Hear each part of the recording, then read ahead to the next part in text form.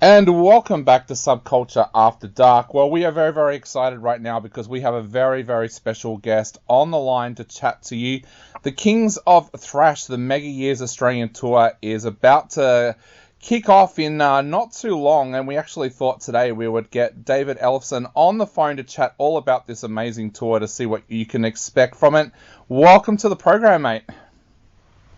Hey, Dave. How are you, my friend?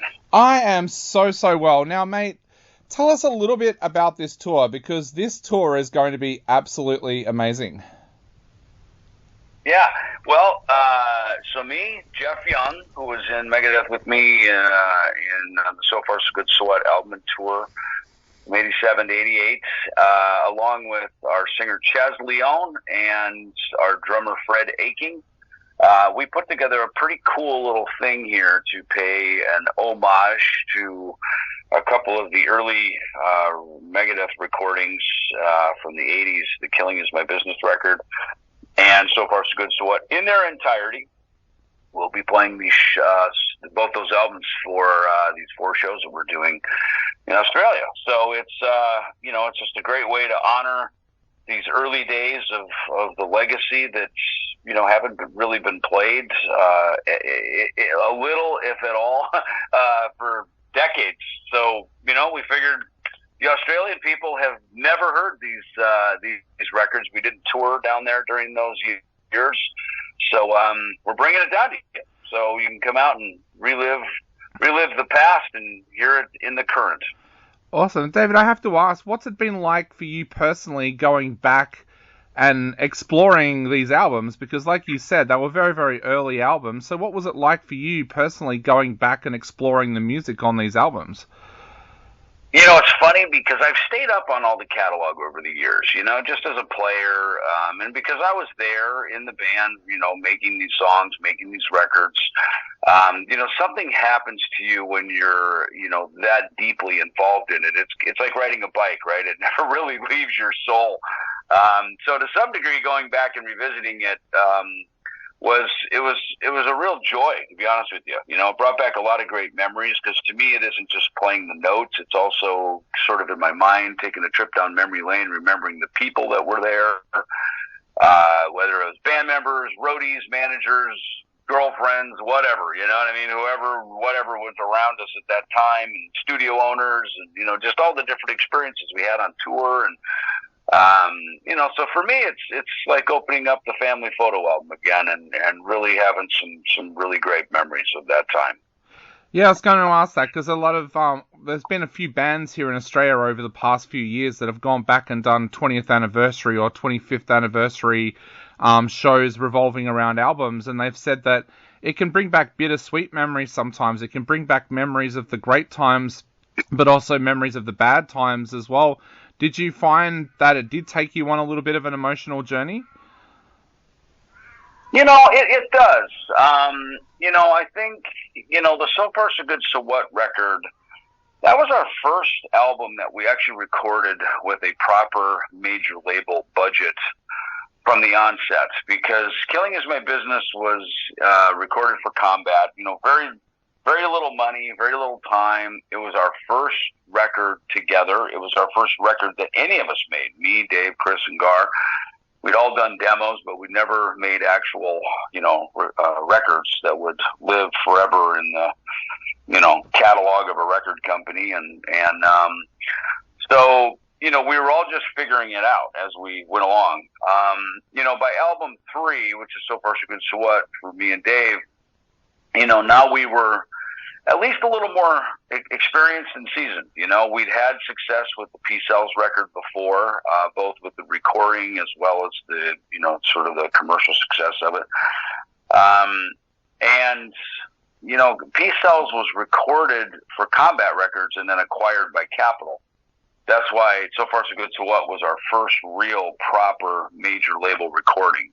Paul Lanny, who came in to remix P-Cells, we had engaged him as the producer for So Far So Good, and really he was the man in charge, and he'd made a lot of kind of mainstream rock and pop records, so he'd had experience far beyond what Dave and I had, or Chuck and Jeff, at that point in our career. So, I think the thing that I always enjoyed about making these records is, record producers have been my best bass teachers. They've made me a better player. They've made me a better recording artist. They've made me a better songwriter.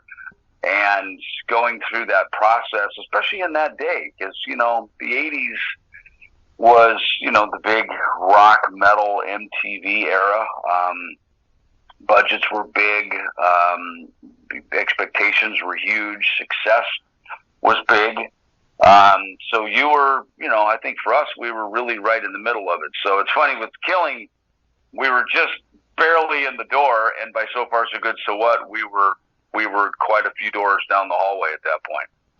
You just mentioned that producers have played such an important part in your career. We're seeing a kind of phase here in Australian music at the moment where a lot of young bands, to save money, have decided to produce their own albums rather than go out and get a producer. Do you think that's a little bit of a mistake not to go out and get a producer, especially in those early years?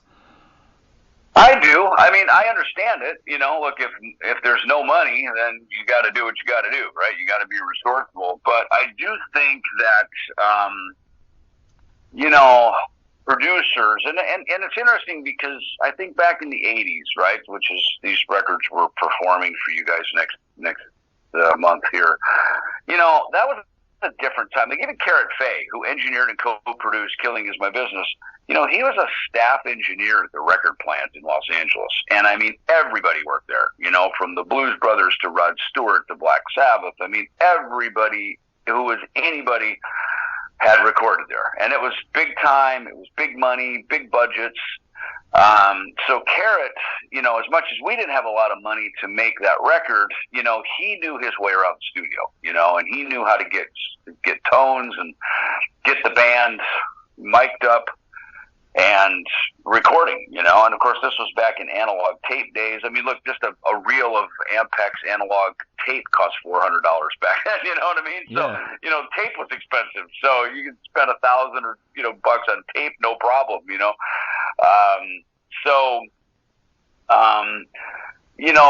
I think we were blessed because we did reach out to people who were better than us and more experienced than us, and they made us better, and there's a saying, all boats rise, right? So when you get someone in the studio who's had these kind of experiences, they can hopefully help, form you, mold you, and, ultimately a record makes you a better band. And then you set out, or at least we did, we then set out on tour to be as good as that record was.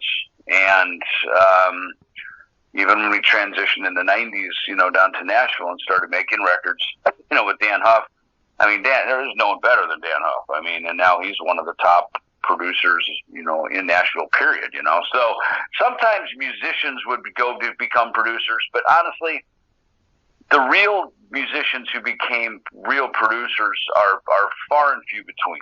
I think of was it Dave Fortier from Ugly Kid Joe, went on to produce Evanescence and some big stuff. I mean, that guy had real producer chops, just like Dan Huff did, So the guys who really know how to produce versus just someone who says, hey, I'm going to be a producer so I can make money. It's a big step to becoming a producer because it's a very different role than being one of the musicians. Definitely. For you yourself personally, what have you noticed as the biggest change in the way that albums are recorded these days and also the music industry in general? Well, look, first of all, we rarely, if ever, use tape. So, that's changed. Yeah. And it's funny because in Kings of Thrash, Jeff Young is a very organic guy. He loves analog. I mean, when we mixed our live album, Best of the West, live from Whiskey A Go Go, he insisted that we take it over to a studio in the Valley called LAFX in Los Angeles and mix everything on analog. It's a studio where Eddie Kramer had been working. Eddie, of course, doing Led Zeppelin and Kiss and Anthrax and all this stuff. So, he was very insistent that we take it over there to mix it. Now, in my world, I embraced digital quickly. Back in the 90s, first it was digital tape, and then it went to digital, such as Pro Tools and these things. I like it because I think it just gives you a lot more flexibility to record more ideas, and especially if you're, I think to your question, there was a time in the 80s, and these records we're playing for you guys are a good example. When you're a band, you go out and you perform, right? You play shows, you play clubs and bars, whatever you do, right? And you work up your repertoire, right? Then you go in the studio and you pick the best of the best, and that's what you record. I think what started to happen with digital recording is less of that homework and road work happens now, and we often end up just going in with songs kind of sight unseen and, learning them and recording them right there on the spot in the studio. And the danger in that is that you've never road tested this material. You don't know if it's really going to work in the live show.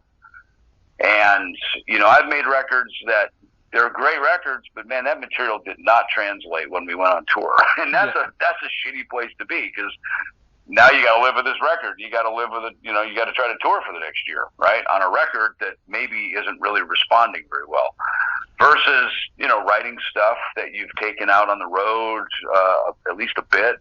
And you've kind of, you've road tested it, and you've sort of kicked the dust off it, and if it works. That's how we knew Peace Sells was going to be a hit. We toured that record for a month before we recorded it.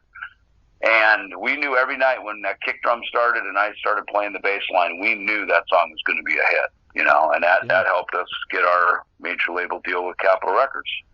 Talking about kicking the dust off stuff, as you mentioned, some of the tracks off these albums haven't been played live for a long time. What was that like for you going back and relearning these songs for this tour? Well, it's funny for me, I've stayed up on all this stuff, right? Even Killing, I could go back and, it came back, it's like riding a bike, right? Literally just like that. You pick up the bass and man, it just came right back. The one song that was a little bit of a challenge, is Mary Jane, because it's a bit of a finger twister, some of the turnarounds and the riffs in it. And it's one of my favorite songs from the band, period. And I think I was looking online, I think one of the last times we ever played it was on the Rest in Peace tour in Japan in like 1991 or something, right? I mean, it's been a long, long time. So that one was a fun challenge to go back and relearn it. And I'll say this, Jeff Young is an incredibly skilled guitar player, and I mean, look, he's playing not only his parts, he's playing Chris Poland parts, he's playing Dave's parts, and, he has spent the time and doing the homework to really learn these parts. And same with Chaz, our singer, who he actually has a Megadeth tribute band in Southern California called Woke Up Dead. So, he is the Dave of the band, right? He's the singer guitar player. He's got great guitar chops. I mean, he's a really good player. He just fundamentally knows these songs. He knows the style of music. It's in his heart. And so between he and Jeff, they really complement each other well with replicating this material. So when you're at the show, it's going to sound, in my opinion, it sounds better than those records because it's the modern day. It's in the room. And, we're now 30, almost 40 years later, and it's playing songs that were sort of encapsulated in a moment so many years ago, and then now to hear them live, really roaring out of the speakers at you, I think it's a really fun experience. Definitely. What was Chaz's reaction when you first went to him with this idea? Was he really taken back? Yeah, well, here's the funny thing. So I had this idea to do this back in late 2021 after I did an appearance at an autograph show in New Jersey, and fans were bringing me a lot of these early records. In particular, Killing Is My Business, because we launched the tour there in 1985 on the East Coast of America.